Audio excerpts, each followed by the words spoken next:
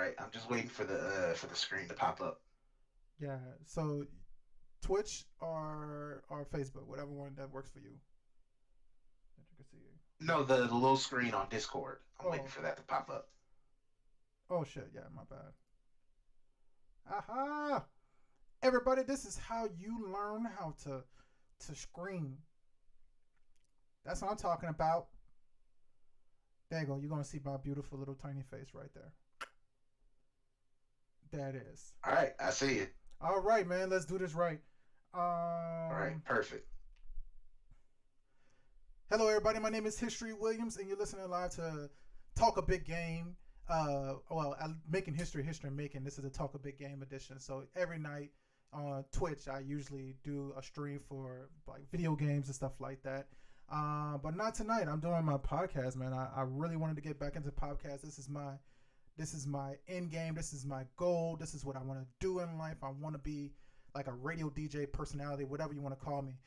I want to be that person to do those content creation things. So I wanted to make history in my own way, but I've been trying to go on this more of this soul searching journey with other people who've been doing some content creating and who's been doing more the independent and freelance like content creation. So I gave one of my favorite like online I would say more so vlogger than blogger now because I know that you're writing now, right, Jamel?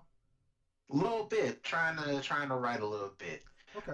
Yes, little writing, little stuff on YouTube, low tier D-list YouTuber, but yeah, You're still doing your thing though, bro. So, trying to a little bit. so I had to do some soul searching, man. So I went with some more independent people who are what is in category like myself as a small streamer as well. So I randomly wrote my man Jamel. He does writing and reporting for um, movies and video games. Like he's always constantly just putting up like, yeah, I'm just gonna be checking out the whole series of Alien or Marvel versus DC and some weird ass concept for the video games. Like you always are posting these type of things, and I got back to you. I wrote you because I wanted to like talk to you and get some insight on like how you feel and like how growing and writing and production. I just you know what I got to do the introduction the correct way. So let's hit them with this, everybody. Ladies and gentlemen, boys and girls, children of all ages, everybody who's actually non-conforming, conforming to all the rest, and that's not climbing walls in the Capitol Hill. I want to give y'all the introduction of a lifetime to my man Jamel Watson. I don't know.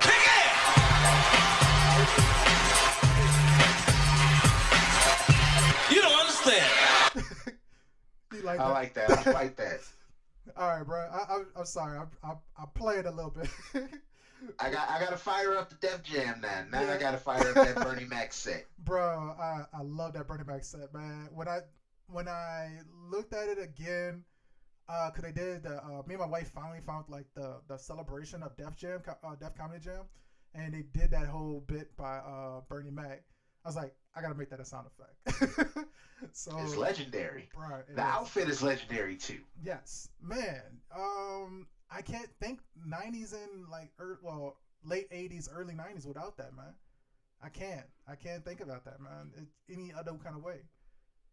So, Yeah, I, man, it's one of those things where like you watch something with the person who you know has passed away, and it's like, dang, Bernie Mac gone, yeah, man, and it just like it makes you want to start going back and watching some of the old stuff. But man, it's set. That's probably one of the best Def Jam sets on a show that had so many. Like yes, if you go back and watch Def Comedy Jam, it was like everybody was bringing it. Every once in a while, you get somebody who was trash, but it'd be somebody cold right after them. yeah.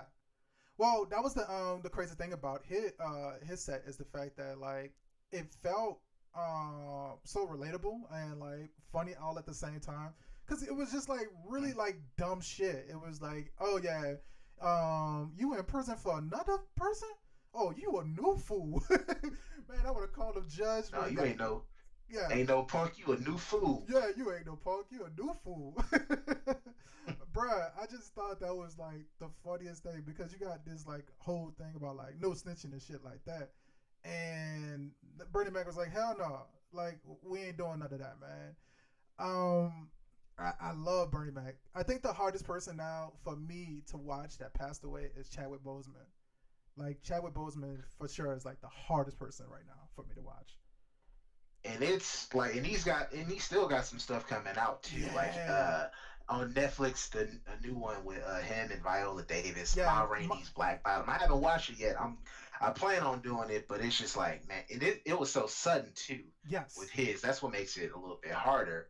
Like it was kind of out of nowhere, where it was just like, oh, and then you start thinking back over the last year, you saw pictures of him looking a little skinny online, and it's just like, and now once you find out what happened, it's just like, man, like, and he was doing all these movies, all those Marvel movies, while being while going through chemo. So it's just like it's rough to watch like Black Panther or like Infinity War or something, and then he comes up and it's just like, man, but like he should still be like he was still relatively young. He was only in his early 40s, but yeah, it's crazy. man, I'm 43, 43. I want to say, but Yeah, it's I think the part that sucks is that like we some trash ass people because like we scrutinized the shit out of them, bruh, at the very beginning of the year. And I say we because like I ain't the only one that looked at that and was like, bro, chat, dog, what are you doing coming out the store looking like that, like bro? bro, what's going on? What's But going on, man? then you But then you find out my man going through chemo, and it's chemo, just like, damn, I yeah, feel like shit. yeah. Especially like when he was at the All Star game and people was like, he don't play basketball. Why you got him like doing judging the dunk contest and shit? It's like, bruh, you know what, man? Get that man a pass.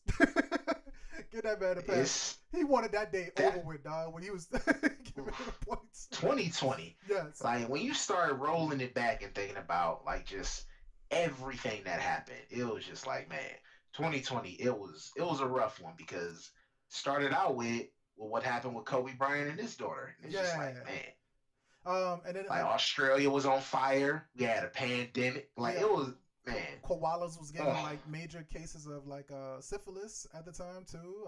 Oh, koalas are nasty anyway. Like koalas, they're they're terrible anyway. Like they always in bad moods. Like they look cute from a distance, Yeah. but they're kind of nasty little creatures. I mean, it doesn't surprise me, bro. I would say another one was and you a wrestling fan, so Shad Gaspar and Naya Rivera, Man, man. But they both yeah, go ahead. for them, it's how they died saving their they died in pretty much the same way, and they both died saving their kids, and so it's just like those are just like that's doubly tragic because it's like your last memory is as a parent, like like if you're their kid, it's just like the last one of the last memories that you had is your mom, your dad saving your life, and Mhm. it's like you're grateful for that, but then it's just like now like they're gone, Yeah, and again, both of those came out of nowhere. man. Yeah, bruh. You know, I think the weirdest thing about it was that like they technically like don't get me wrong, both of them were in like what they consider like rough waters. It was announced on the news. They showed in like news reports that it was rough waters during those times, those days. But it wasn't like they died from anything COVID related. It was because it was during COVID-19 and we was doing it like the lockdown, and we just got like alleviated a little bit of that pressure of like, oh yeah, you can go for a walk. Mama took you off for punishment. You can go for a walk now. Right. And But they died, man. And Naya Rivera, it's so weird watching like Family Matters. Richie, when they had the first love episode where Richie and Kyla Pratt and Orlando Brown, they were fighting over Kyla Pratt. And they were talking about first love. I was like, nah, man, the first love was Naya Rivera, man. She was all up on him. She bought him the little car over, bro, so he could just ride the whip with her. That's the first it's love. weird.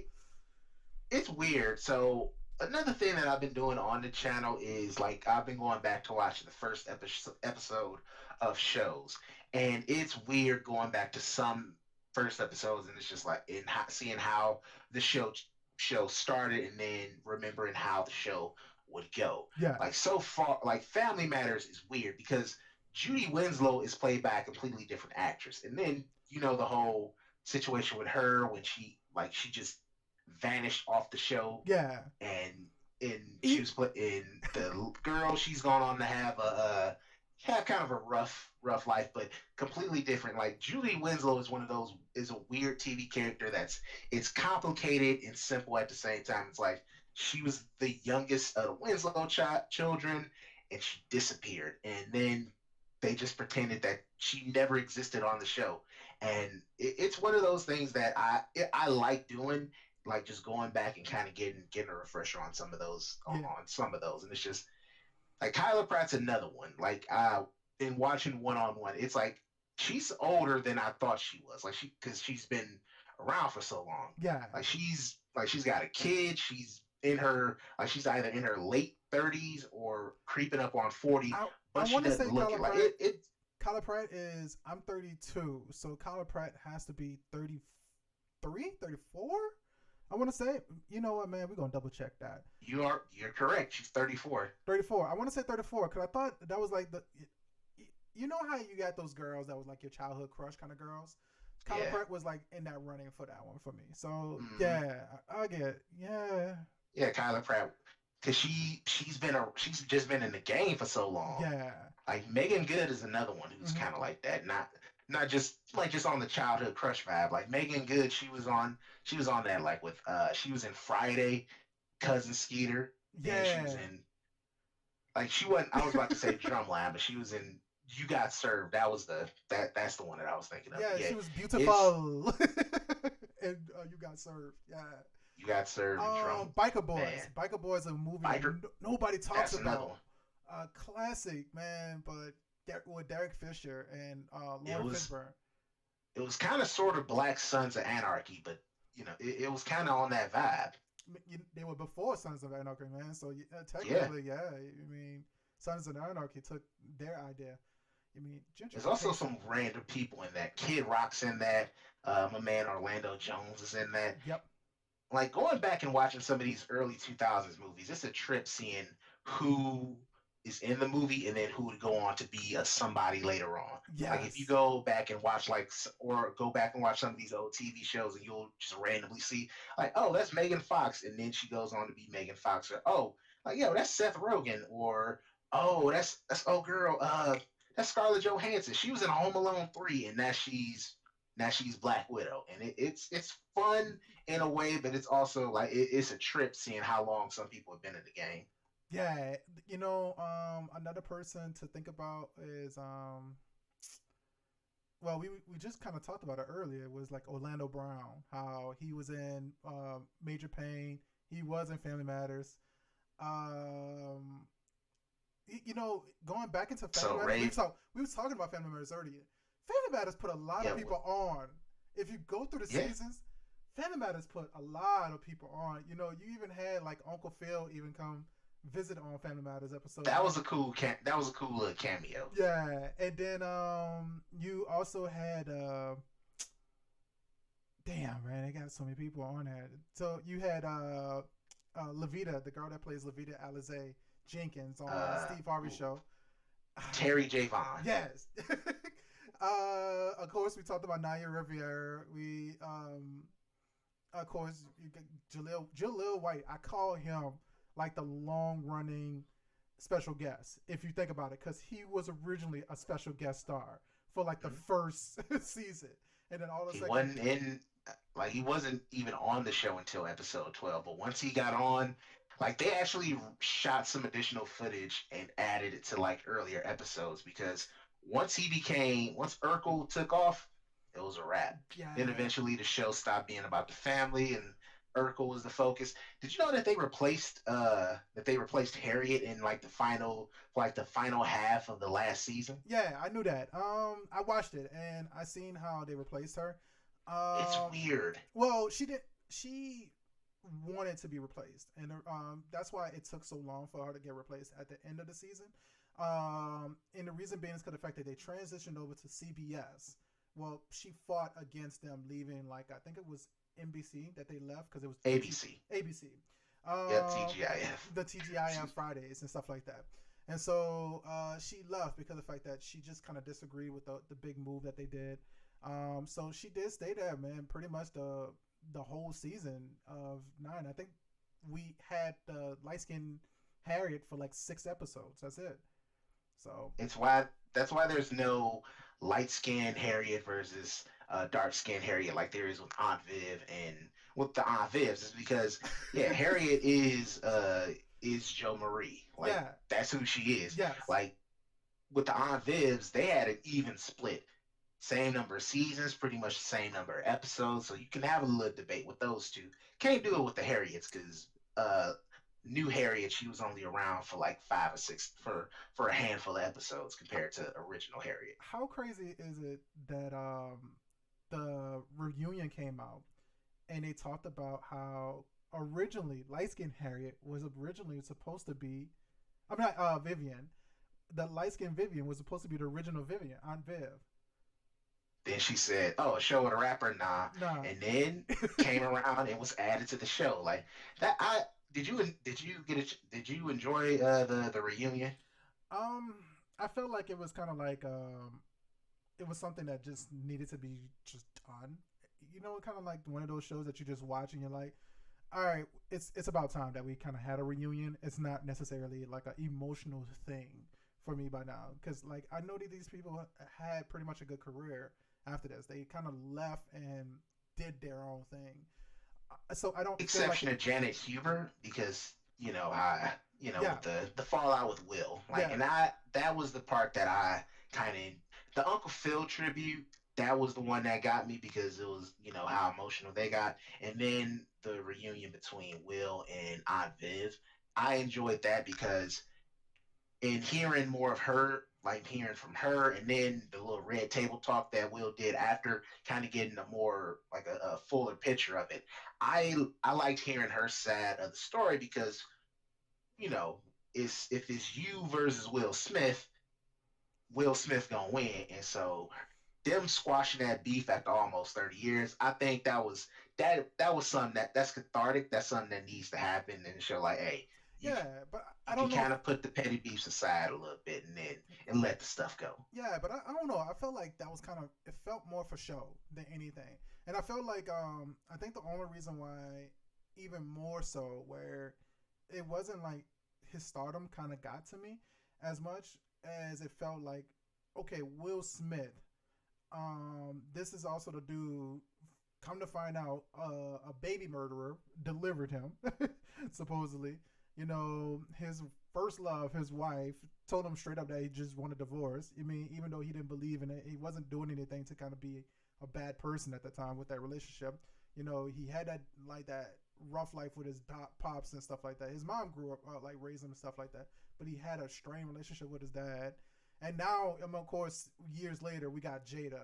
I kind of just felt like a lot of people put too much pressure on Will Smith to kind of just sit there and say that like, yeah, I hated you for all of this stuff that's going on. You know, in a lot of ways, I still hold people accountable when it comes to like, yo, you could have talked to me.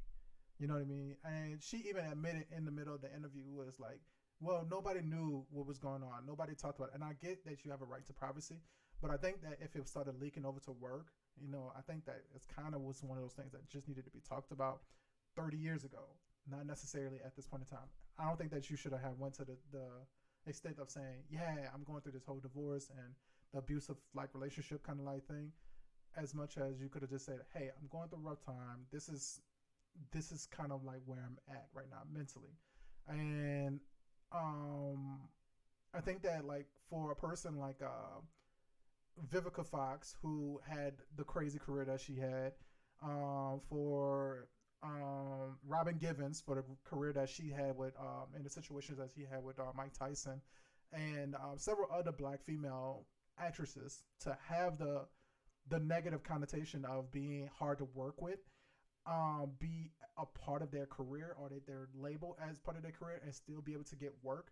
I think it was kind of hard to sit there and say that like, oh, because you say that a black female is hard to work with, that's all. That's kind of like giving me the axe. I kind of felt like that was unfair to give to Will Smith. Say this though, Will admit it though.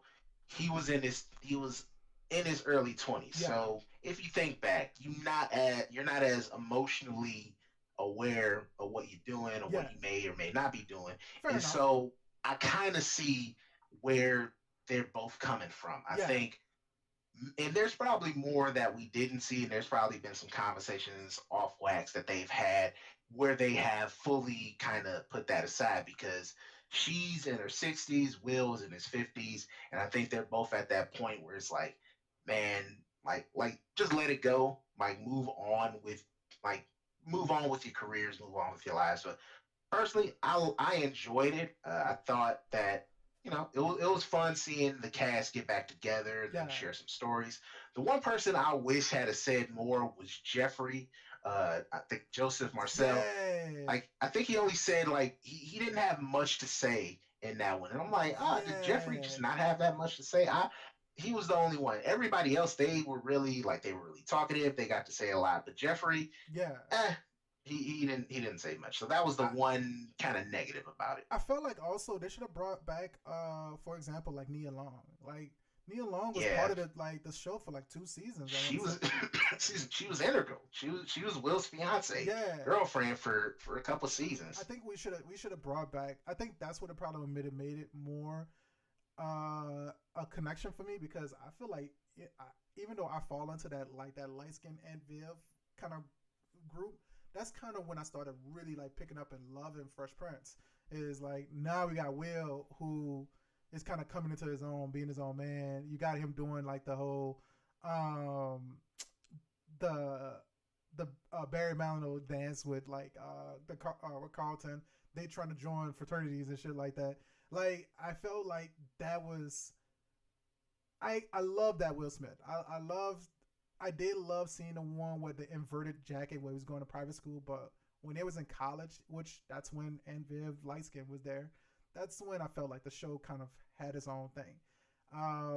Me and my wife always constantly have this debate though about what show actually did it better, and I felt like Family Matters did everything that Fresh Prince of Bel Air just did after the fact. I think that Fresh Prince just did it better when it came to like the breaking the fourth wall. Steve Urkel was breaking fourth wall since the first season, and so for them to make a deal about like, oh yeah, we broke the fourth wall, like this was this pivotal thing, and it wasn't. I mean, Family Matters was out. I want to say longer than them, and they stood around for 9 seasons versus 6 seasons for Fresh Prince of Bel Air. Yeah. So yeah, go ahead. What you was gonna say? Oh, I was gonna say on the Aunt Viv tip, I fall into a little bit more of the darker Aunt Viv because I think her Aunt Viv as a character and the vibe of the show, I think it was stronger. Like Oh yeah, I think that dynamic of those first 3 seasons, even though I think in the later 3 seasons, Will Smith is just better as an actor. So I think yes, that's a point for the show. But I think the dynamics of the cast with Aunt Viv, with Phil, I think it was a little bit better in the first three. But I like both, and I think Fresh Prince is just a better show than Family Matters. ah, Fresh Prince gives me I laugh more at Fresh Prince than I do at Family Matters. Like Family Matters is cool, but laugh for laugh, Family Matters I don't think it messes with Fresh Prince as far as like a family comedy. I think Fresh Prince it does stuff. Yeah, they might have done it a little bit later than Family Matters, but I think the stuff that they have done, I I just think Fresh Prince is a little bit stronger writing, and I think when they do try and tackle some of the more serious stuff, gotcha. Fresh Prince does it way better. Okay, Like compare the episode where Eddie got arrested on Family Matters to the episode where Will and Carlton got arrested and got pulled over in Fresh Prince, and it's just like you can't really compare them. Like the episodes, they don't really match, and it's just like I think Fresh again, Family Matters, good show, Hmm. Fresh Prince is just a little bit better for me. Um, I don't know, man. I think that like that's why I say I feel like Family Matters did it first, and just like it felt like Fresh Prince was like, yeah, but how can we do it better? That's what I feel like. That's why I say that. I think that that's why I feel like Family Matters is the better show. Now I agree with you. They have some moments, man. I look at it and I'm like I can't stop laughing. But I felt like what makes you stop laughing when it comes to Family Matters is the fact that like you see how trash this family is to this dude the whole time. And I think that takes away from. I think that that's what made Family Matters feel so sour at points in time is because the fact that you have Steve Urkel who literally dug in the dumpster and went to the actual like the garbage the dump yard for Laura to get her favorite doll, and she still won't go out on a date with him. And then at the end of prom, she kisses him, and we still won't have no relationship goals with this man. Come on, bro. This man's been nothing but sweet to you. You know the same thing with Carl. How many times Steve saved Carl's life? You know, and you still have the audacity to be like, I don't want to let him move in when his family moved out on him. Like, bro, come on. Like, let's put The this things Urkels are terrible parents. Like they, exactly. like when I was at home, I was just flipping through the channels, and the episode of Family Matters is on TV One. TV One is good for just marathon of a specific show, Yes, and it was a it's marathon of UPA on Family Matters going marathons. on, and it was and it was this episode where the Urkels they went on vacation Yeah. and didn't tell Steve. Yes. And the Winslows, they're all just dancing, doing the Cabbage Patch in the house. And Steve comes in, and he's just like, "Oh, what are y'all celebrating?" It's just like, man, the Urkels are kind of terrible parents. They, yeah. Like we never see them in the show, Yeah. and they just leave Steve basically on his own. Yeah. It's just it's a low key dark point of the series. It's just like, oh, these are terrible people. Steve Yes. comes from a terrible family. Yes. I mean, they come from a horrible family, man. You know, I can't say and like put out there how terrible the Urkels really are, bro.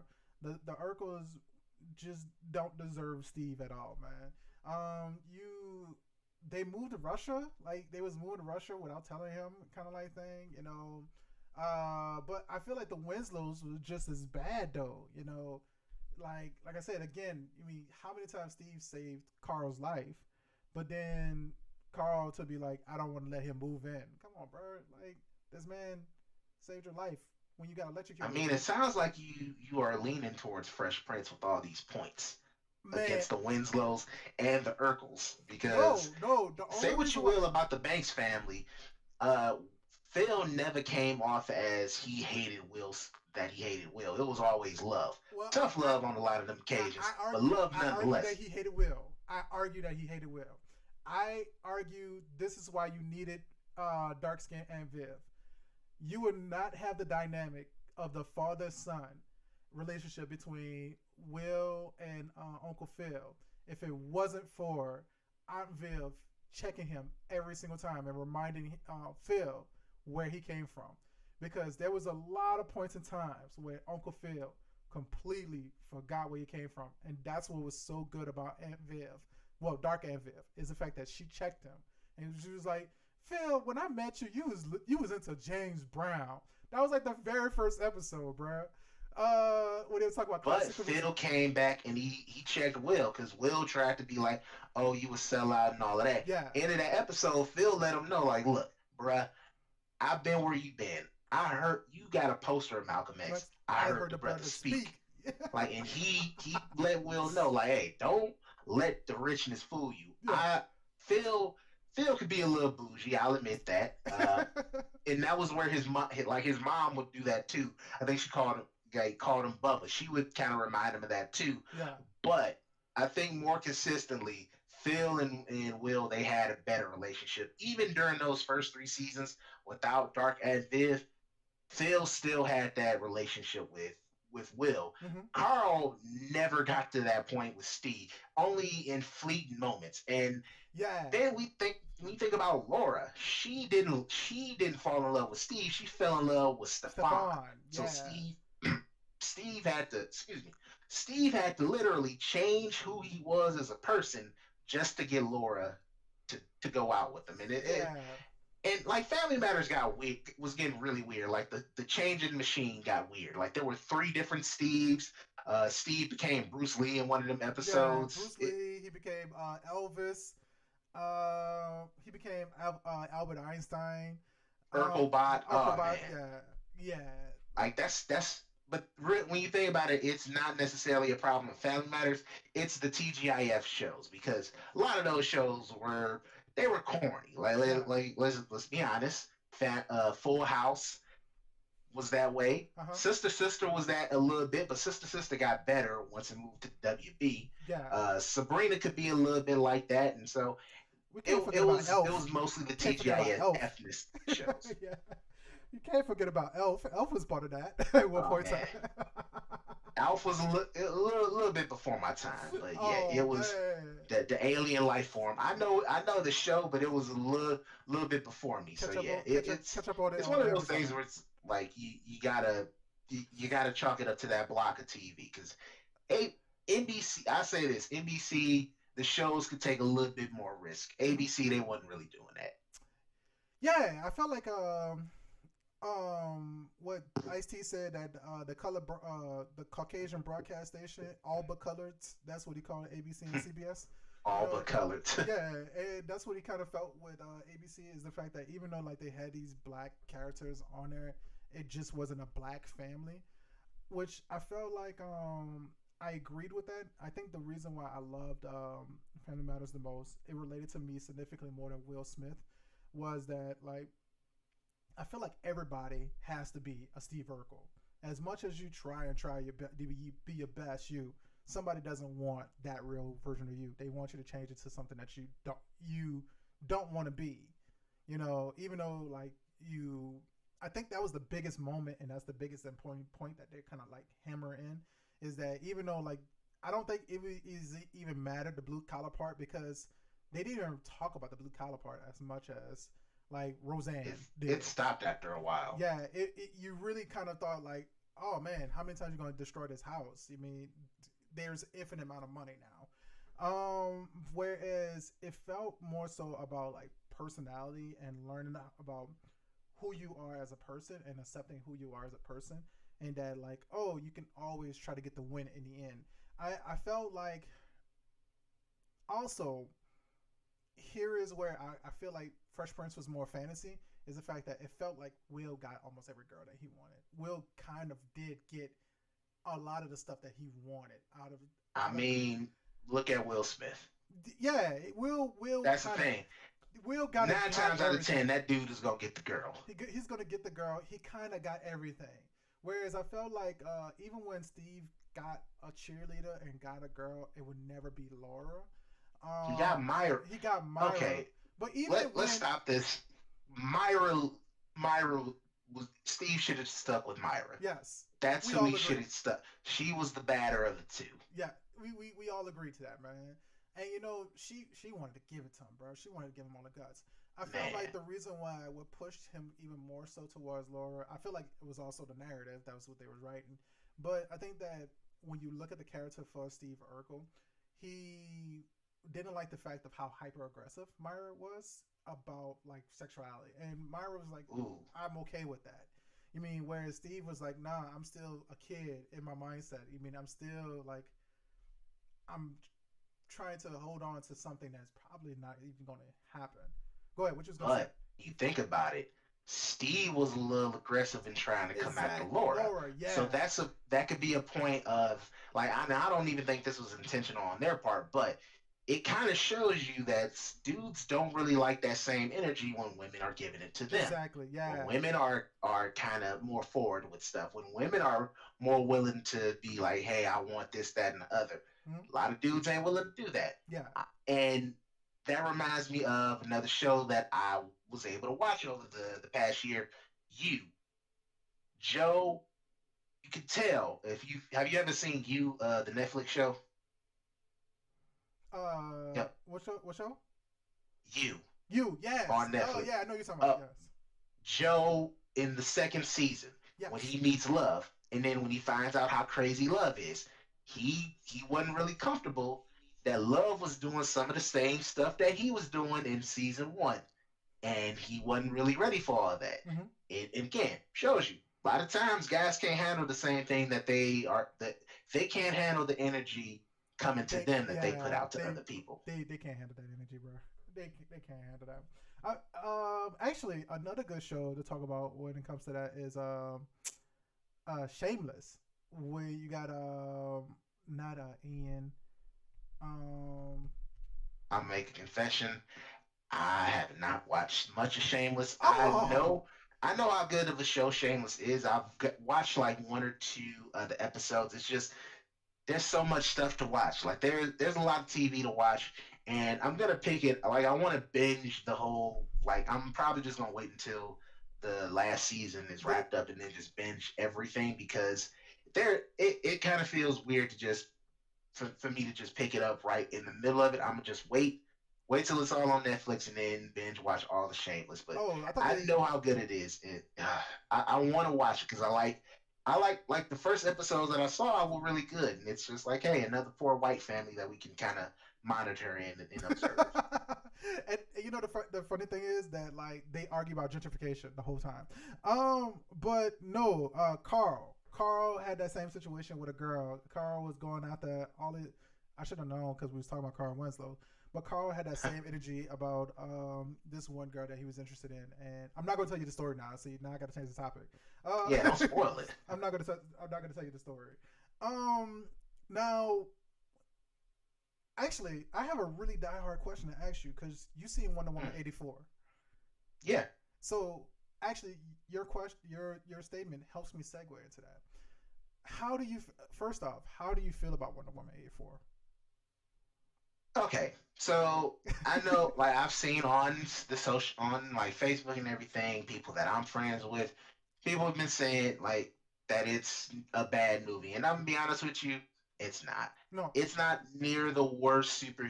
Like, come on now, like Wolf X Men Origins Wolverine, Fantastic Four 2015, thank Superman you. 4: The Quest for Peace, Superman 3, Mhm. Catwoman, like we can Superman go on. Returns. There have been terrible superhero movies. So one, it's not anywhere near that. Yes, It's fine. That's the most that I can say about it is that it's fine. It's not bad. It's fine. fine. Like I'm not like it's not as good as the first one because, and I guess this is just me. I don't find the '80s that interesting. I don't find '80s nostalgia all that interesting. I was more invested in like the World War I setting. I think Wonder Woman Part One. I think the one from 2017 is a better movie, but this one it's fine. There's stuff in the movie that I find dumb. I think the cheetah character not very good. I think Oh yeah. Pedro Pascal as Donald Trump, he was a character. Hmm. The wishing rock is a thing, but I'm not gonna judge that because we just spent the last 10 years with Marvel and all these Infinity Stones. So it's just like I'm not gonna get mad at a movie with a magic rock. Like the best part to me was Steve and Diana. Like that's the best part of it. I like Okay. their relationship, but it's a fine movie. It's okay. Yeah. Uh, That's the most I'll say about it. It's okay. I'm not gonna get mad at the movie. I don't get mad at movies anymore. We just had a coup attempt yesterday. There's way more stuff that I can devote that angry energy towards. Like movie was okay. All right. So we're gonna gloss over that because like I'm still kind of fuming about that, but I have to stop myself, especially on this platform per se. Hmm. But Oh yeah. when I look at that, I think I because my wife she taps into her social work degree sometimes. Um, I felt like And I'll say that before I sorry I didn't mean no no to no interrupt, but because I know that's what some people will say is comparing it to like MCU movies. This is a hot take of mine. With the exception of like five of the MCU movies, a lot of them are kind of Wonder Woman 84 ish. That's just me. I rewatched all of the MC over the last year, rewatched all of the MCU, and off the top of my head, I'm going to give you the five movies that I find are the best: Infinity War, Avengers Part 1, Guardians Volume 1, Winter Soldier, and the first Iron Man. Black Panther, love it for the culture. Everything else is just it's some kind of mixed stuff. Like there's some stuff that's just forgettable. I forgot Ant Man and the Wasp happened. Like the Marvel movies make money, but people got to stop acting like all of them are just smashes. That they're not. Oh, I lost you. I Oh, I was listening yep, to I the can hear you. audio here. Wait, can you hear me still? Okay.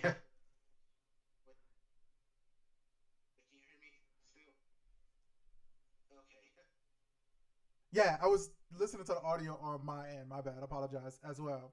So I want to say,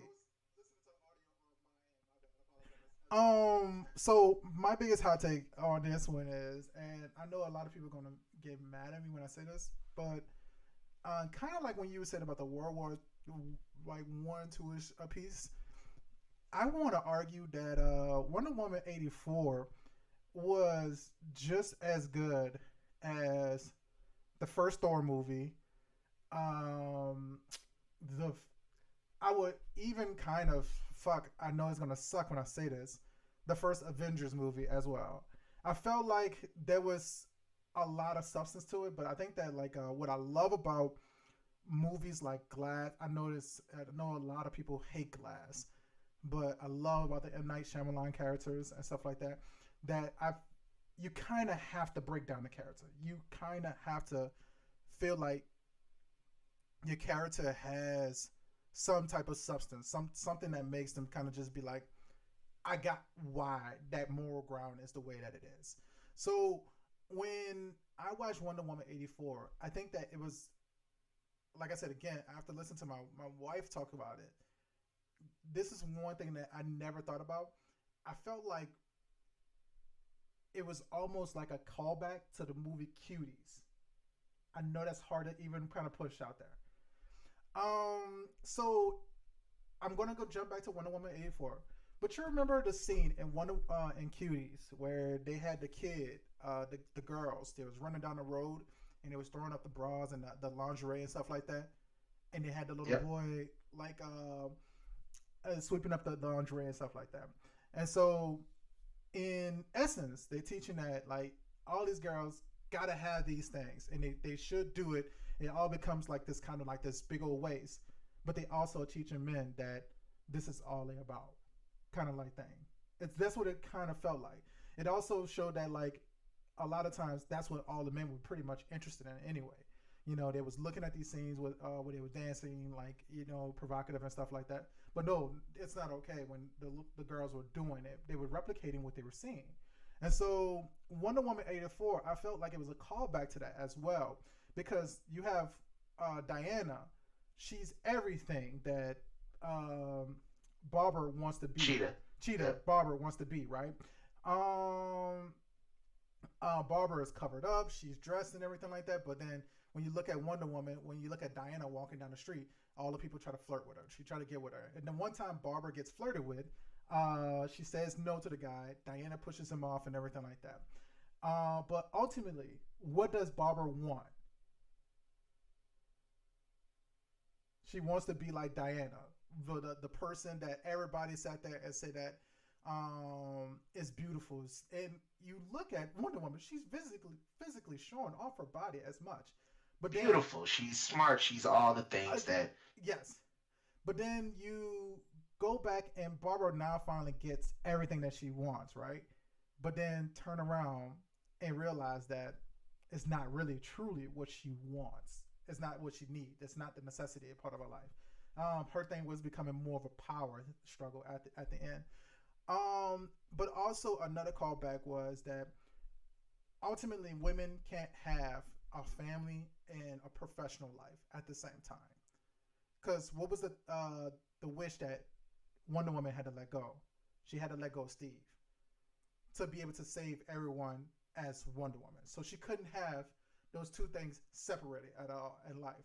And I felt like Wonder Woman 84 was so much more of a psychological adventure than it was an actual action adventure that you was getting out of the First World War. Now, I agree with you about 84. It's kind of like it's getting played out now because like you got so many 80s pieces. You just had like American Horror Story do 84 just not too long ago. You have Stranger Things was 80, 80s out for a yeah. while. So like all your major shows and everything like that are kind of nailing into this 80s thing. And Wonder Woman was supposed to come out like 2 years ago almost. You know what I mean? Like what? No, I'm lying to you. It was supposed to come out in It was 2019. supposed to be, 2019. yeah. And so it kind of played out by then, you know? And so I feel like ultimately what Wonder Woman was, it was a movie that was late. I think that it was, if it would have came out in 2019, it would have just hit on the point. Because also 2019 is during the, like, when we were still kind of like falling off from the hashtag Me Too movement and all the rest of that kind of stuff. Hey, how you doing, Royal? I appreciate you watching the stream.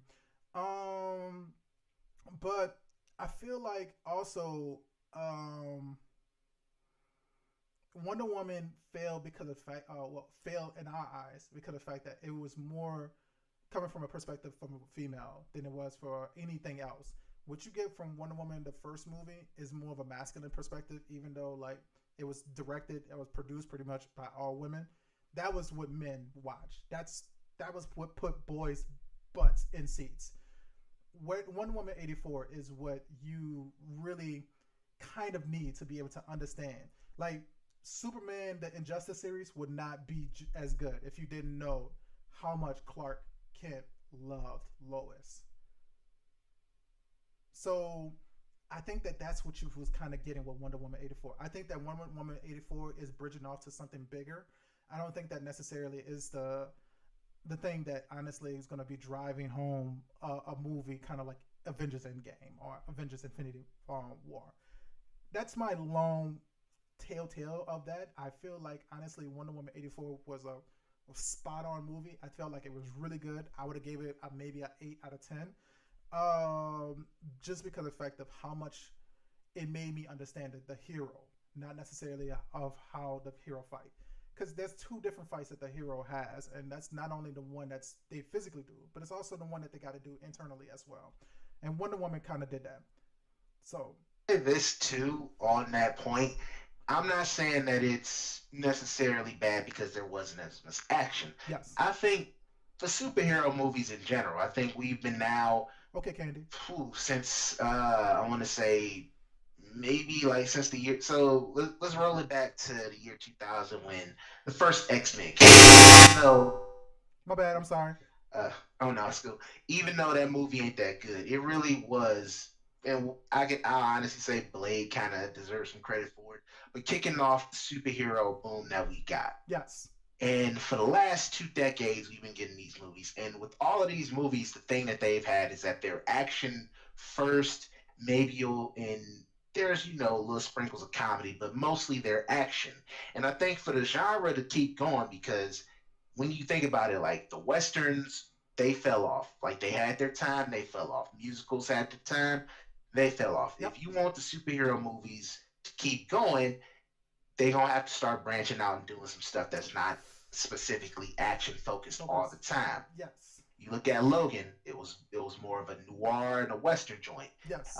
When you looking at Wonder Woman 84, it was a little more psychological. I think that's something that DC is starting to do a little bit with the Black Label stuff and with Joker. Even though this might be a little bit of a hot take, I'm not the biggest fan of Joker. I do like the direction that I do like that they decided the way that they did that story. Mm-hmm. If you're going to have the superhero movies keep going, you're going to have to do different stuff. I honestly think there can be like five Batman things going on at the same time. You can have an action based Batman, you can have a musical Batman, you can have a horror movie Thank Batman, you. you can have a Seth Rogen Thank stoner you. comedy Batman, because Batman is all of these to me, and I'm gonna just say this, put this out there. Batman, number one favorite superhero character is the Ninja Turtles, Batman, Spider Man. That's how my love of like comic characters go. Okay. For me, Batman can be like we've seen Batman throughout all these years be a silly character, be a super serious character. We've seen him do all of this stuff, and if you're DC, start start utilizing that. I think that's what made Batman the animated series so good is because you got the complete version of Batman. Like in rewatching this show, you get episodes that are more comedic, you get episodes that are more kid friendly, but you also have these more serious episodes. Mm-hmm. And it's just, and all of them are really well written, all of them like direction, all of that is spot on. Mm-hmm. For the superhero genre, they're gonna have to take some risk and start going like, all right, we're not necessarily going to make this an action comedy. We're going to have this be a little more relaxed. Yeah. Marvel's done that a little bit. You look at Ant Man, that's a heist film. You look at Guardians, it's more of a space adventure type of movie. But for both Marvel and DC, they're going to have to start branching out and doing some other stuff besides action superhero movie if this is still going to keep going. Yes. I would agree with that. I completely agree with that. I think again that's why I love the movie Glass so much. Is because of the fact that that was a good way ish to wrap up a movie about a bunch of heroes that would never be known as heroes. You Right. know, so when I watched Endgame, I was not a huge fan of Endgame. I watched it twice. Me neither. I was not a fan of it. I felt like Infinity War was if I had a choice, I would have had Infinity War in Phase 3. I felt like that. I felt like Phase 3 should have just ended with Infinity War.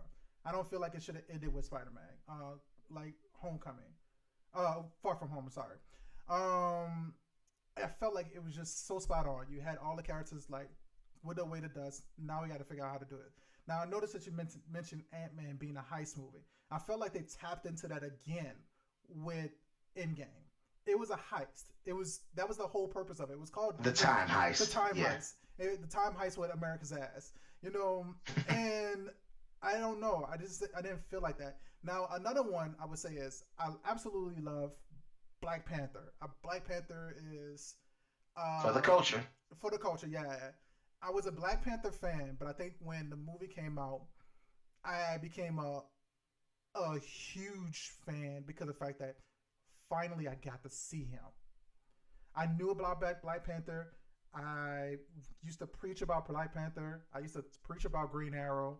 I used to preach about Brother Voodoo. I used to preach about like Bishop and all these like super black characters. And well, not green. There is a black Green Arrow, but it, Green, John Stewart Green Lantern. yeah, Oh, but they got one of my dressed favorite characters. exactly. So I used to preach. Well, they no, they had a Green Arrow and they had a black. They had a black Green Arrow and they had a black Green Lantern. Oh, So yeah. I really fell in love with my culture and my superheroes and culture as well because of the Black Panther movie. Now I know a lot of people are gonna hate me when I say this. T'Challa didn't talk that much in any of those movies. Like his conversations were really being talked through his sister, his mom, his dad, everybody else around him, controlled dialogue wise what the movie was going on. If you watch back Black Panther, but I felt like if you look at the grand scheme of things, we need a Black Panther 2 movie that actually insinuates more of what the Black Panther is. You know what I mean? Who he is. I don't feel like we got that with Black Panther the first one. I feel like we got that emotional aspect of like he's bouncing back. His dad just passed away. We get to see his family, and then all of a sudden, fuck, Killmonger's here. We didn't get to know Black Panther. We didn't get to know him at all. We got to know that he was upset with his culture, but that's it. Why did he? What was his true feelings about opening up the gates of Wakanda? Like that was not. I mean, we didn't get that until what? Maybe the last 20 to 30 minutes, and that was because of Killmonger. Yeah. So, It's so one of those things where it's like where you start looking back on some of these Marvel movies and it's the yes, stuff that they haven't done, or it's like I'd be more interested in that. Even going back to your point about Endgame, I agree with you. Not the biggest fan. Like there's the them jumping Thanos in the beginning, yes, the moment where we saw the big battle at the end, yeah, but a lot of the movie in between, it was just not like it wasn't for me. yes, And giving it multiple chances, but with Black Panther, again, love the movie for the culture. I don't want. I spent like a year trying not to be like in rewatching it, and I think I rewatched it around the time Chadwick passed. Hmm.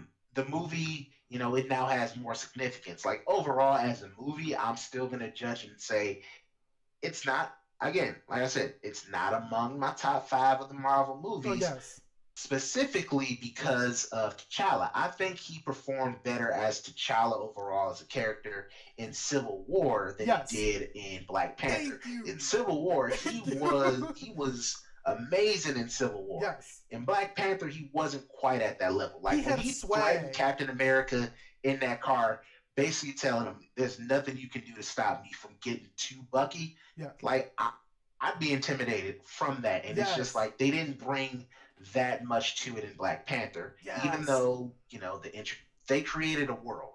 Yes. And it feels like Wakanda's been around forever. Like Yes. that, like still one of my favorite scenes is when T'Challa, Okoye, and Lupita's character when they go into Wakanda for the first time. Yes. Still one of the best scenes in Marvel, and Nakia. it still kind of it fires you up a little bit. But I think he wasn't the best performance in that movie. Hmm. Denai Guerrera as Okoye, Michael B. Jordan, of course, Lupita, like everyone, the supporting cast kind of carried it a little bit, Yes. and it's something that I'm sad that we're not going to see him return in the character, and it really does make me curious, like what's going to happen in Black Panther 2 and going forward with the character. Well, that's one of the reasons why like I felt like I loved the Black Panther movie. I love it. I love it. I love it. I went to go. You're talking to a person who's seen it 6 times in theaters, so like I love the movie, but I felt like as culturally wise, I felt like that was a different direction that we needed. We needed to go that direction. We needed to be able to see everybody around, but we still kind of do need to know who T'Challa is.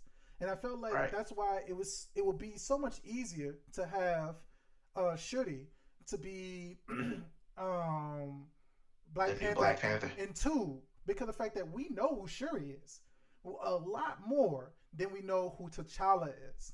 You know, Yeah. and I just think that like the one part I would say is I kind of I like screenwriting and I like kind of writing like fictional stuff. I would argue that we need to put Riri in there as a Wakandan.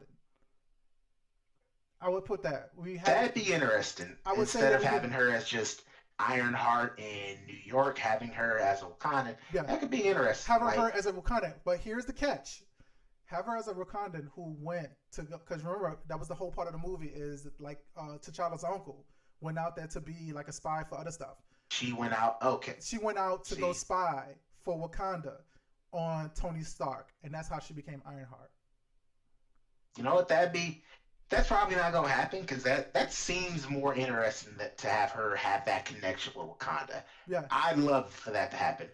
Oh, have you seen some of the news that we might be getting some new Static Shock stuff coming out? Yes, I'm excited about that, especially with Michael B. Jordan being the producer for Live it. action Static Shock. Like Yes. I think that's one of those shows that I hate that more people don't talk about it because like us around our age, we know about it. Like Static really was like he was the first prominent black Saturday morning superhero. So yeah, Like right. you had Storm on X-Men and then Bishop a little bit later on, who in the cartoon was just a dude with a gun, which was cool, but like there wasn't much to some of those characters. Yeah, And then you had Static come along, and Static was such a cool character, and it's like, man, they need to like I'm happy that Batman animated series is on HBO Max, but now it's like, all right, add all the other old DCAU stuff. Put Superman, put Static Shock, Batman Beyond, put all of that on HBO Max because I'm ready to binge watch it. man, I feel like HBO Max is a the DC section is a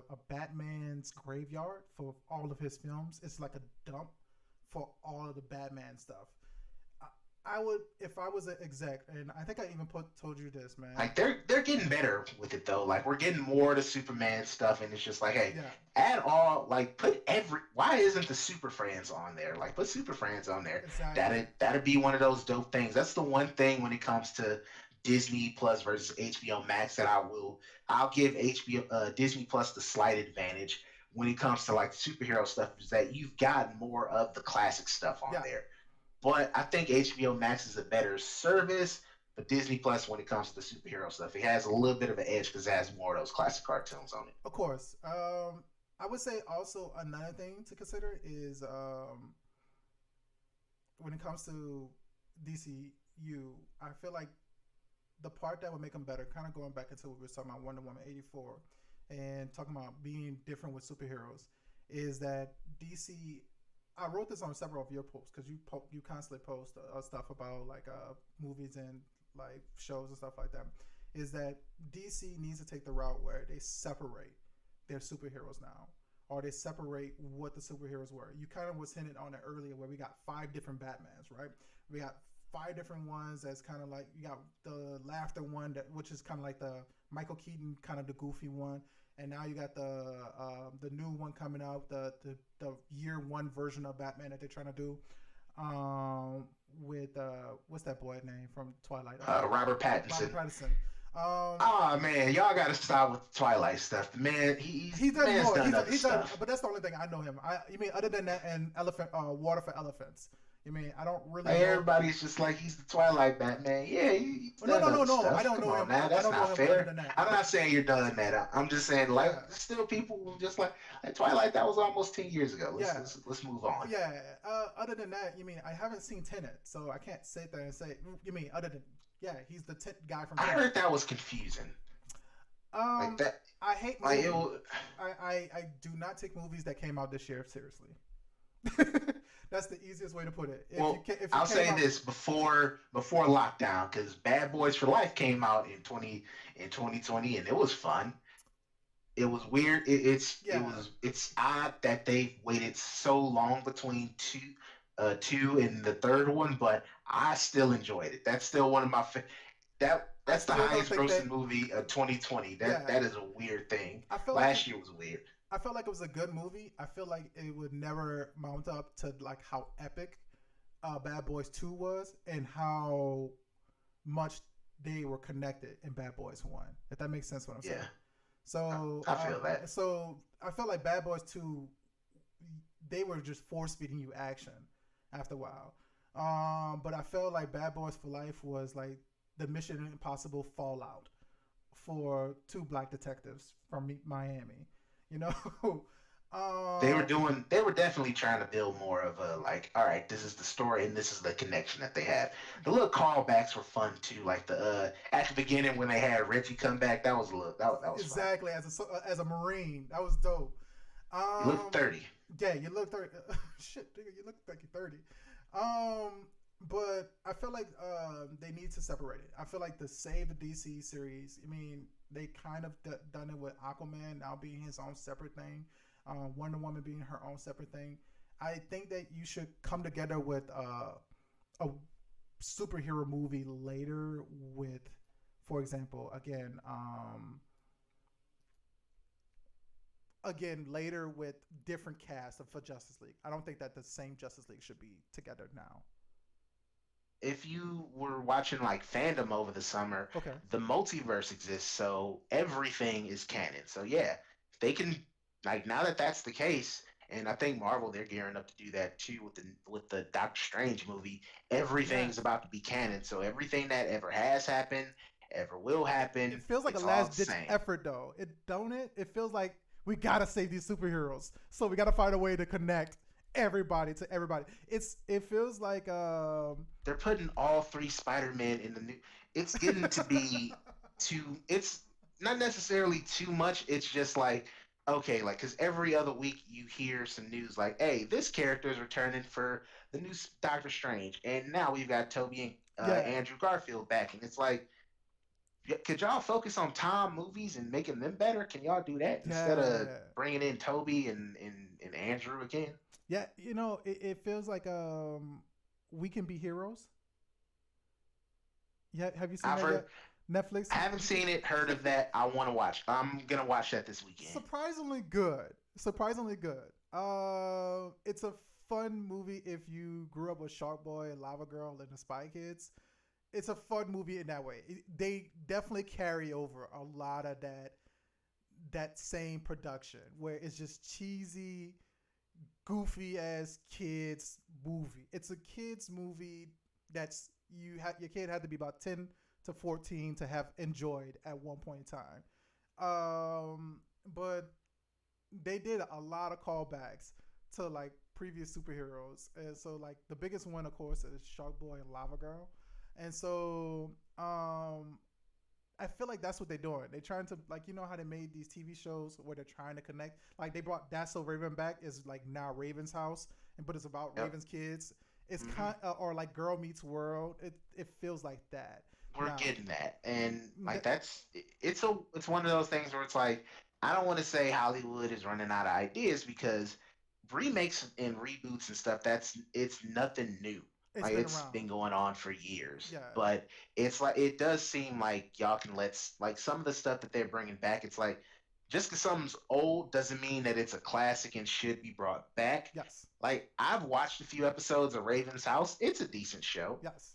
Like I grew up with that, so Raven, but still, Raven's House is a pretty decent show. But at the same time, it's like, all right, like why try and focus and make something new or make something different? Like with the Proud Family reboot, I'm Yes. looking forward to it, but it's like you can't like come up with a new black show instead of just being like, all right, let's Yes. dig up this one, let's try Yes. like be creative and come up with something different, I, come up with something new. I think you said it best when it came to like Big Mouth when they announced the new girl who's gonna be playing Big Mouth. Is that like you mean we didn't ask for that, but that's dope that you changed it.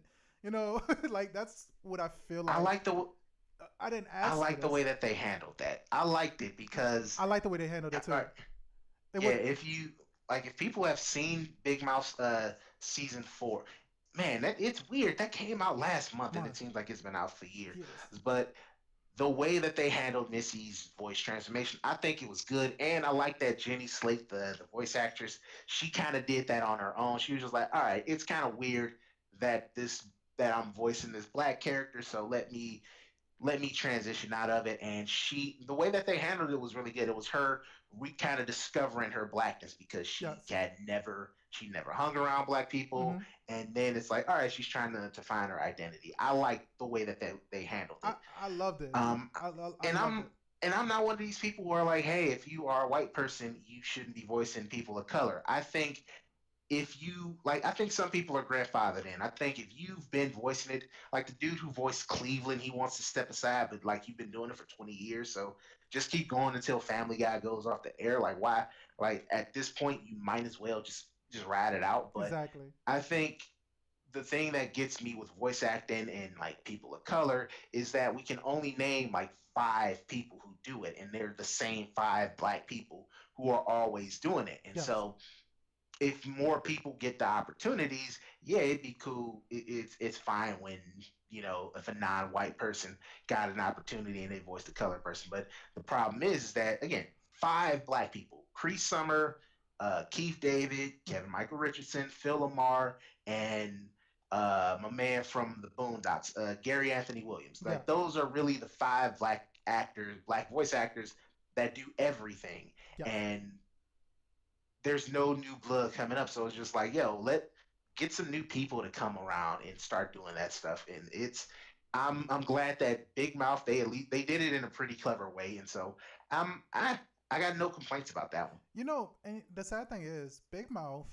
made me almost address my blackness in a lot of ways because, like, Big Mouth was kind of like, bro, like, I mean, there is multiple versions of you. Like, no matter With how code switching and everything. Yeah. exactly I didn't realize as much. You know, big shout to that white dude Nick Kroll for for putting that out there. Like, cause that is one thing that like a lot of people hint at and they talk a little bit about, but it's never really kind of like addressed that there is a big code switching thing. You do something totally different. You're Around those. exactly. I Yeah. don't. I think that white people do go through it, but I think that it's very extreme when you are a person of color and you just actually have to go out there and try to be a thug. Man, I got one jacket that it's a South Pole like hoodie, big like puff, not bubble jacket, but like it's one of those big um varsity jackets, right? And Right.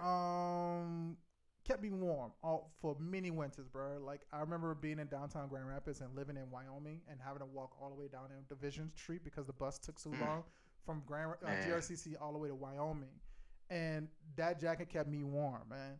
And so, but I felt like I knew how people looked at me, especially when I had like locks in my hair and shit like that.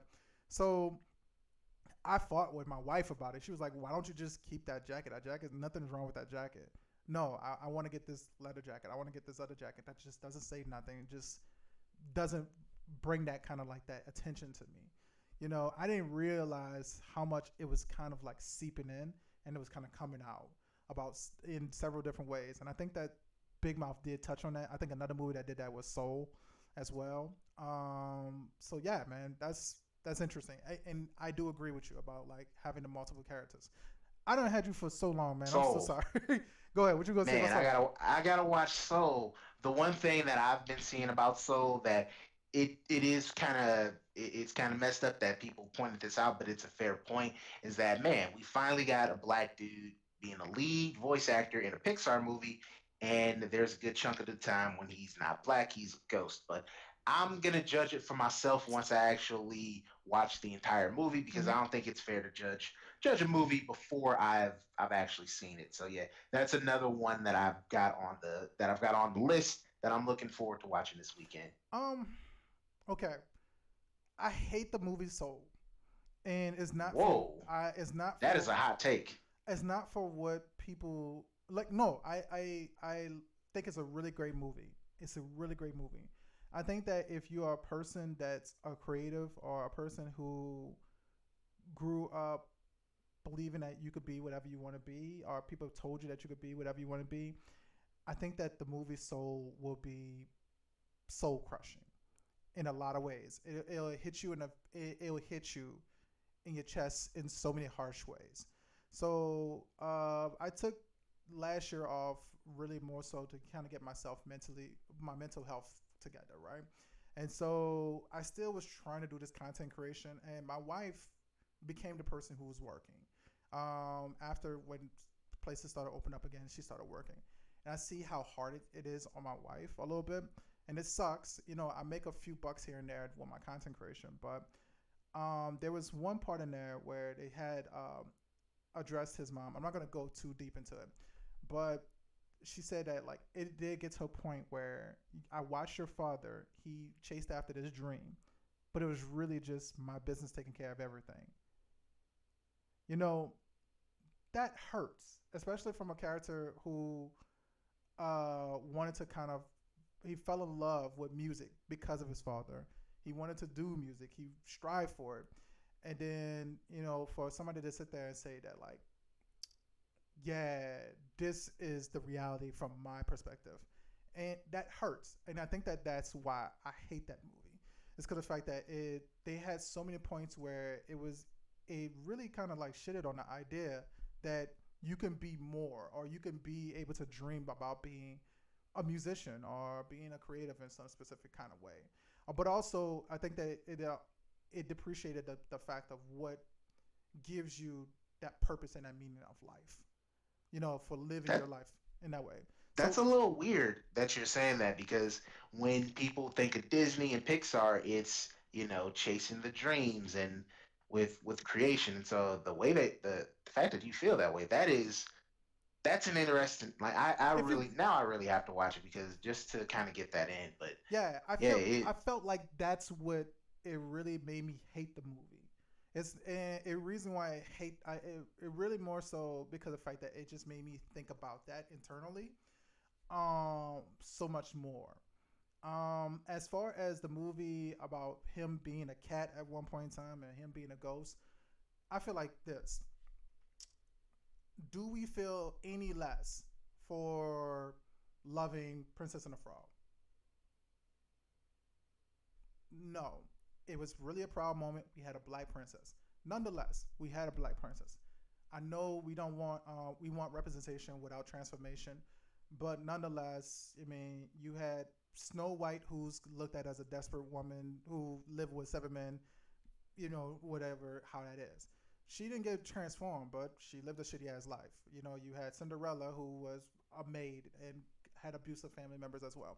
I feel like every princess and every story in Disney is designed to be kind of hinting at what is a harsh reality for everybody. We just talked about Big Mouth. How many times have you walked outside and you became something else to be able to achieve just a simple goal? And I think that that's what's so hard, and I think that's why other people hate movies that have colored people as representation, because of the fact that they have to realize that they have to transform to achieve a simple goal. So I think that that's something that Disney and Hollywood picks up on a lot more than color people do. Is that like you do change who you are to achieve so much more. Whereas you look at Cinderella, she did have to change. She technically transformed. She had to get a fairy godmother to make her look rich, look like she had to do something fantastic and phenomenal, right? Sleeping Beauty, you mean kind of the She same. did nothing. She did Like, nothing. let's be honest. She's the most useless. I've Aurora been is the rewatching yes. old Disney, the princess. She, She did nothing. besides those first ones being like, those are not good movies. Sleeping Beauty is just not.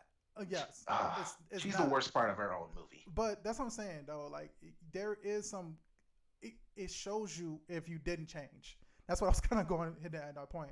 Is that if you didn't change, you did nothing. Maybe the same result happened, but maybe not. But you look at what they did with Maleficent. Maleficent had to be good. She had to change who she was.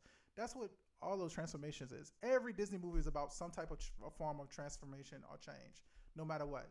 Of course, it's extreme when you come to color people. I feel that to the heart.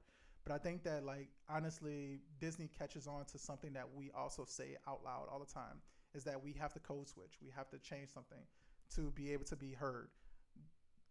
Princess and the Frog, that girl would have never listened to Tiana about anything if she wouldn't have said it as a frog. I think if you watch Community, remember that was the whole big thing. If she had mustard on her face, that was the only time that everybody would listen to her. It's the same thing. And I think to that point, I think that it's kind of a sad reflection Yes. because, and I don't want to bring this, kind of before we go or anything to kind of bring it down, but it's one of those things that's frustrating when it comes to like social issues because black people can scream out saying, "Hey, X, Y, and Z has been happening to us for years," Yes. but as soon as someone white says that, it's a whole nother story. And on a more funny note, do you remember Bill Burr's SNL set when he talked about how white women they've kind of taken over the woke movement Yes. and with the Gucci booted heels and everything, Mhm. and how they were specifically mad at him. Now, if Dave Chappelle, if Leslie Jones had said something like that, it wouldn't have gotten that reaction. Mhm. But the reason is that is American society, we've determined that white dude saying something needs your attention and needs your respect. Yes. And so it has a little bit of a different feel. Yes. And when you see these transformation movies, and specifically, like you were saying with Princess and the Frog, it's kind of sad if it's saying that in order to have anyone listen to you, you have to look different. You can't be yourself to say something. You got to transform, or you have to have a proxy say it for you. Yeah, I mean, you see it all the time. Like what is it always like? They say use your white voice when you're talking on the business. And think about it. Tiana had to turn into a frog she, to be able to be heard. Or be listened to in some way, or be able to kind of slow down. Soul catches a scene, man. All right, here's my one spoiler for the whole movie. It's not a big important part, but he realized that he was so preoccupied with himself, he didn't listen to anybody else in the scene. And how he found that out was when he was getting his haircut at the barbershop. He was in the body of the cat, and the girl was in his body. And while he was getting his haircut, the barber went to say, "Yeah, this was not my dream. I wanted to be a veterinarian, but life happened. This and that and other happened." He said, but the main character, which was Jamie Foxx's character, he said that I didn't know that like you wanted to be a veterinarian and all these things about you. You say, yeah, you never ask because you always come in here, you talk about music, you talk about this, that, and the other, but you never just ask. And I think that Mm. that's a true thing that we do. We never ask about anything. I think that that's why I say I hate the movie Soul because of the fact that it addresses so much more than what we as people would like to acknowledge. Is that we get preoccupied with ourselves. We get preoccupied. We so busy screaming out Black Lives Matter, not realizing that we can do policy change in a different kind of way. You know, Black Lives Matter is just a hashtag. We can make social change. There's still been in the NAACP. We've been in these other things. You can be a local legislator yourself. You can be a local townsman. There's all of these other things. Another thing that we don't realize as black people is that, like, for example, me and you are two black creatives. Like, is your people, your family supporting you and like posting up your shit on their Facebook page? Hmm. Nah, Yeah, but it's a they were little. they were proud of you It's that you it. got that job at Target, or they were proud of you that you got that job in Arizona, but they didn't want to holler at you when you want to be a black creative, especially when you were that representation. And so I think that that's what hurts about a movie like Soul is, and that what makes you hate a movie Soul. It's because of the fact that it addresses so much more than what we can sit there and say internally ourselves that maybe I need to do some soul searching on myself because I'm getting preoccupied more with myself than I am with the reality around me. So I don't know. That's a small version of my perspective of it. I just think that, like, honestly, I hate the movie Soul because, and it's because of the fact that, and I think if you really want to watch that movie and appreciate that movie, you have to hate that movie because of the fact that it's just there's so much to consume and there's so much to address internally. You know, how many people really know that just outside of like of people who made changes in their culture outside of civil rights movement that's black. Like, I am beyond slavery and beyond like the NAACP. Like, I had family members, yes, that were served in the civil rights movement, but I also had great chefs that was in my family. I have also had people who were great at transportation, you know, so on and so forth. And I mean, I don't know much about your family, but your family kind of surpassed you. There's another part of you, and there's another part that like a lot of people don't know. I know only from what I see on Facebook. You know, I see that, hey, Jamel writes all of these things for vlogs and stuff like that, but I don't even know what your real job is. So I think that that's what Soul was addressing is that, like, there's so much more to enjoy about life. There's so much more to kind of get out of life and pull from. And I don't think that we kind of like appreciate that. And I kind of gave away a lot more of the movie than what I wanted to. But yeah, kind of like those things, those small little tidbits. Sorry for talking Made too much. me. You've sold me on the movie. You've I sold me on you so gotta hate it to like love it, man. I really do want to watch it because again, it's usually Pixar they don't miss with movies, and so they're like, and then when they try and do the movies where it has a little bit of a deeper story, they knock it out of the park. So I really want to look to see this movie, and I'm fascinated by it now. Yes. No. Like, not beyond The the the trailer stuff. I'm really fascinated by no, it now. the movie was good, man. Like, I'm not, bruh. If you put away all aside of recognizing, hey, Jamie Foxx is in this movie and so on and so forth, I think that if you push that all to the side, worried about like the color dynamic, it was such a good movie, man. You know, if you liked Inside Out, you're gonna love this movie, but you're gonna hate for what the message is. That's the biggest thing. The message is what's gonna really make you like hate it. It's so much. If you do anything, if you don't watch the whole movie, right? I want you to just watch when he passes away and where he goes after that, and like how where you go at the very beginning of your life. You watch that part by itself, and you watch what he sees about his whole life itself. You'll kind of get the whole message of the movie. So yeah, man. Uh, when you watch that movie, I would like to have this conversation again and see Okay, what your perspective. definitely. We got to do this again sometime. I love this, man. This is I could do this all day. So I appreciate you being on this, man. So where can people And find you? maybe we'll do some less heavy topics because we were getting into some areas with some of the show Oh discussions yeah, and man. Wonder Woman 84. I was talking about cuties and yeah. So what like the family, like we were comparing Family Matters and Fresh Prince, and then it kind of spun into talking about the relationships between women and men, and so yeah. yeah, I enjoyed it. I Yes. like this. Oh yeah, man. I wish that I had more podcasts like this, man. So uh so I would say this, man. First off, like where can we find you?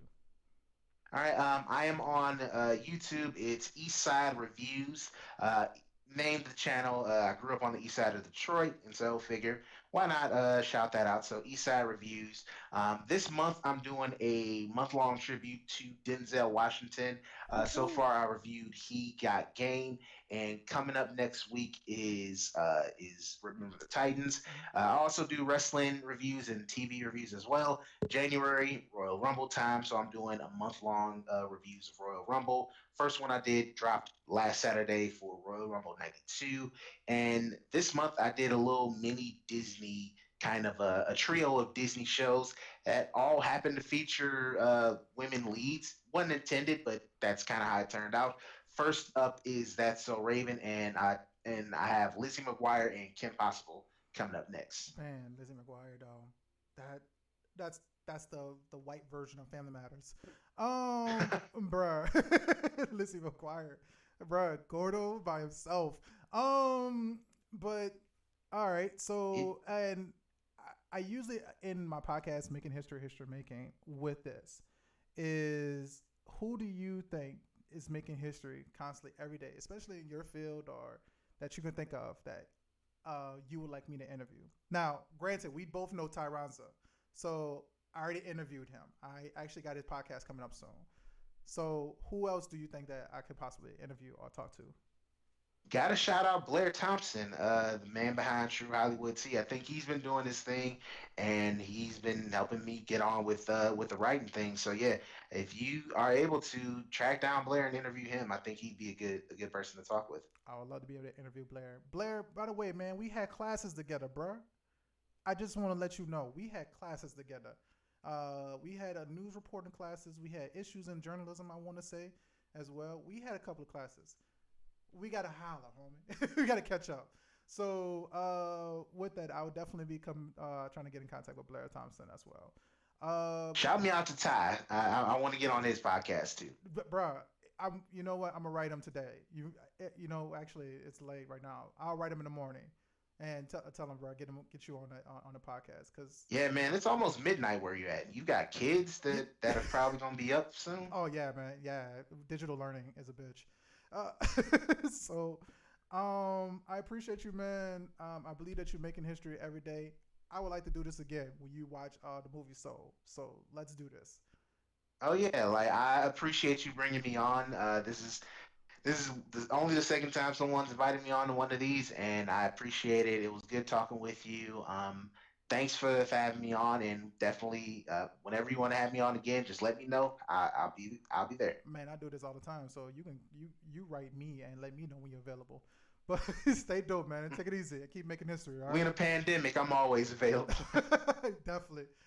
All right, everybody, y'all stay dope. I would like to remind you also to make sure that you keep checking out my stream. I will be changing my stream times to Sundays and Mondays. Sunday, Mondays, and Fridays. I'll be doing game streams. So Sunday, Mondays, I'll be doing some action adventure games. This month, I am doing God of War. Ooh, Next 2018 or OG. I'm doing all of them. I'm doing the whole series Ooh, right now. So I am currently, that's gonna be good. yes, currently on God of War Ascension. It took a long time because Candy and some other friends were taking advantage of their points and stopping me from playing the game and having me play the game controller upside down and stuff like that.